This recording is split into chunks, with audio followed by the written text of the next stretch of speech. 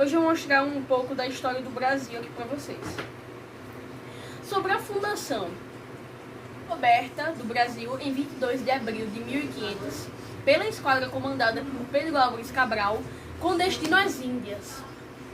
Integra o ciclo de expansão marítima portuguesa. Inicialmente, denominada Terra de Veracruz, depois Santa Cruz e finalmente Brasil. A nova terra foi explorada a princípio em fundação da extração do pau-brasil, madeira de cor vermelha usada em tinturaria na Europa, o que deu nome à terra.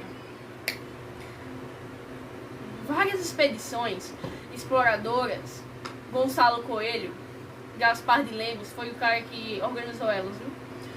E guarda-costas Cristóvão Jacques foram enviadas pelo rei de Portugal a fim de explorar o litoral e combater piratas e corsários, principalmente franceses, para garantir a posse de terra. O sistema de feitorias, já utilizado no comércio com a África e Ásia, foi empregado tanto para a defesa como para realizar escambo, troca entre parênteses, porque muita gente não conhece o que é escambo, nem eu sabia até escrever o termo. Troca do pau-brasil com os indígenas. A exploração do pau-brasil, monopólio da coroa portuguesa, foi concedida a cristão novo Fernão de Noronha. É por isso que vem esse Fernão de Noronha foi o cara que deu o nome à ilha de Fernando de Noronha, viu? A partir de 1530 tem início a colonização efetiva com a expedição Martim Afonso de Souza, cujos efeitos foram o melhor: reconhecimento da terra, introdução do cultivo da cana-de-açúcar e a criação dos primeiros engenhos. Instalados na recém-fundada cidade de São Vicente, no litoral de São Paulo, que no século XVI chegou a ter 13 engenhos, que na época era muito, né? Muito. 13 engenhos de açúcar. A economia açucareira, entretanto, vai se concentrar no Nordeste, principalmente em Pernambuco, que estava baseada no tripé laufíndio, monocultura e escravidão. A cana-de-açúcar no Nordeste era cultivada e beneficiada em grandes propriedades que empregavam mão de obra dos negros africanos, trazidos como escravos, e destinavam-se à exportação.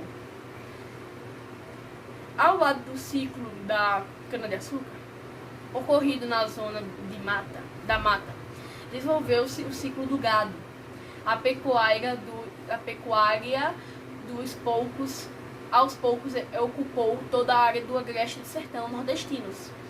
E a bacia do rio São Francisco, no século XVIII, o ciclo de mineração do ouro e dos diamantes em Minas Gerais levou à ocupação do interior da colônia. A sociedade mineradora era mais diversificada do que a sociedade açucareira, extremamente ruralizada. Na zona mineira, ao lado dos proprietários e escravos, surgiram classes intermediárias, no meio, né? Constituídas por comerciantes, artesãos e funcionários da coroa.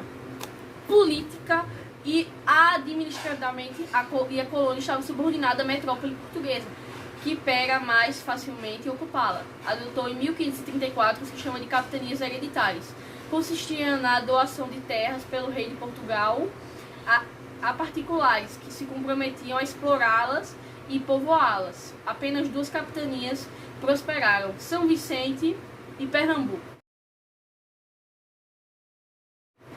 As capitanias hereditárias somente foram extintas em meados do século XVIII. E sim, é uma foto aí, por favor, das capitanias hereditárias.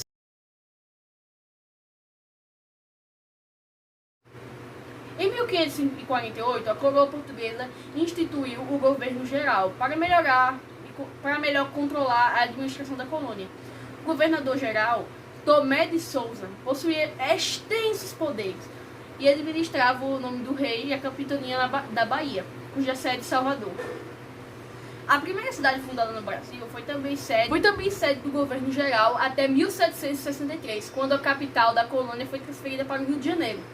A administração do local era excedida pelas câmaras municipais, para as quais eram eleitos os colonos ricos, chamados homens bons. O papel da Igreja Católica era da mais alta importância. Ela cabiam tarefas administrativas e assistência social, o ensino, a catequese dos indígenas, dentre diversas ordens religiosas, destacando-se os jesuítas. Naquela época a igreja sempre teve muita influência. Até hoje, né, ela tem um pouco.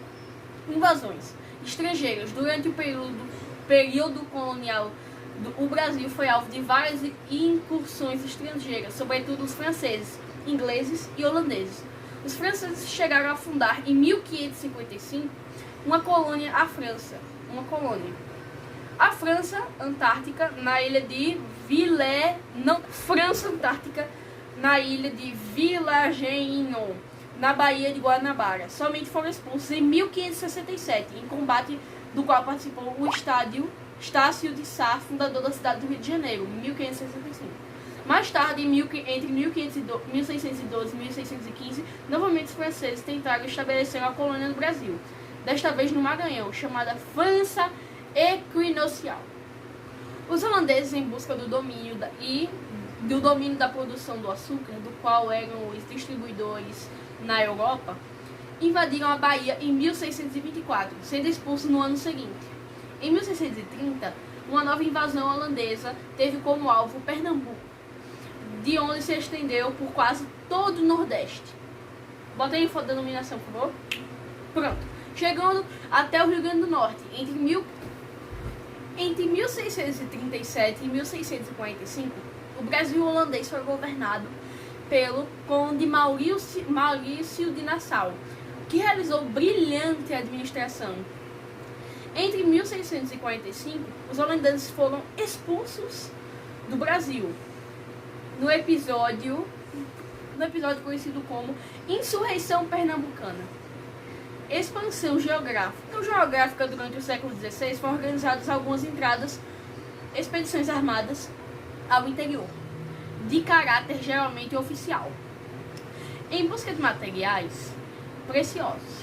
No século seguinte, expedições particulares conhecidas como bandeiras partiram especialmente de São Paulo com três objetivos. A busca de índios para escravizar, a localização de agrupamentos de negros fugidos, quilombos, para destruí-los e a procura de metais preciosos. As bandeiras de caça ao índio, Antônio Raposo Tavares, Sebastião e Manuel Preto, atingiram as margens do rio Paraguai, onde arrastaram missões jesuíticas. Em 1695, depois de quase um século de resistência, foi destruído Palmares, o mais célebre quilombo do tropas comandadas pelo bandeirante Domingos Jorge Velho. Datam do final do século XVII as primeiras descobertas de jazidas auríferas no interior do território, nas chamadas Minas Gerais. Quem foi que deu o nome foi Antônio Dias Adorno. Em Goiás, Bartolomeu da Silva e Anhanguera, o Mato Grosso, foram estabelecidas vilas e povoações. Mais tarde, foram encontrados diamantes em Minas Gerais. Um dos mais célebres bandeirantes foi o Fernão Dias Pais, caçador de esmeraldas.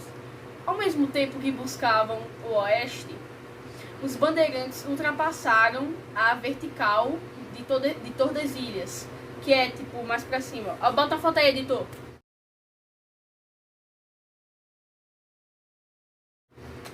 A linha imaginária, desde 1494, separa as terras americanas pertencentes a Portugal e a Espanha, contribuindo para alargar o território brasileiro. As fronteiras ficaram desmarcadas por meio da assinatura de vários, muitos mesmo, daria para citar aqui, de vários tratados, dos quais o mais importante foi o de Madrid, celebrado em 1750, que praticamente deu ao Brasil os contornos atuais. Nas negociações com a Espanha, Alexandre de Guzmão defendeu o princípio do uti possidetis, que assegurou Portugal as terras já conquistadas e ocupadas. Então, gente, esse vídeo termina por aqui. Muito obrigado por ter assistido. Valeu, falou e fui!